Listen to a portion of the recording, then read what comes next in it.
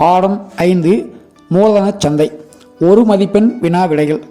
மூலதன சந்தை டேஸை வழங்குவதில்லை. குறுகிய கால நிதி. NSE தோற்றுவிக்கப்பட்ட ஆண்டு 1992.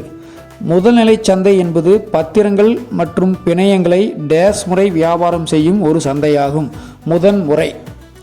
மூலதன சந்தையின் பங்கேற்பாளர் டேஸ் ஆவர். மேலே உள்ள அனைத்தும்.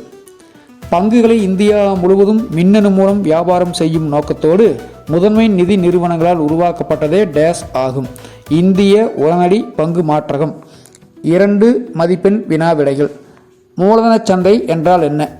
மூலதன சந்தை என்பது நிதி பத்திரங்களான பிணையங்கள் மற்றும் பங்குகளின் வர்த்தகத்தில் ஈடுபடும் வாங்குபவர்கள் மற்றும் விற்பவர்கள் கூடும் ஒரு சந்தையாகும்.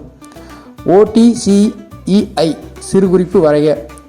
பங்குகளை இந்தியா முழுவதும் மின்னணு மூலம் வியாபாரம் செய்யும் நோக்கத்தோடு முதன்மை நிதி நிறுவனங்களால் உருவாக்கப்பட்டதே OTCEI என்பதாகும். மூலதன சந்தையின் பங்கேற்பாளர்கள் யார்? 1 தனிநபர்கள், 2 நிறுவனங்கள், 3 அரசு வங்கிகள், 4 இதர நிதி நிறுவனங்கள். மூலதன சந்தையில் விலை எவ்வாறு நிர்ணயம் செய்யப்படுகிறது? பத்திரங்களின் தேவை மற்றும் அழைப்பை பொறுத்து நிர்ணயம் செய்யப்படுகிறது. 3 மதிப்பெண் வினா விடைகள். மூலதன சந்தையின் பல்வேறு வகைகள் யாவை விளக்குக. மூலதன சந்தை முதல்நிலை சந்தை மற்றும் இரண்டாம் நிலை சந்தை என்று இரு பிரிவுகளாக பிரிக்கப்பட்டுள்ளது. 1 முதல்நிலை சந்தை.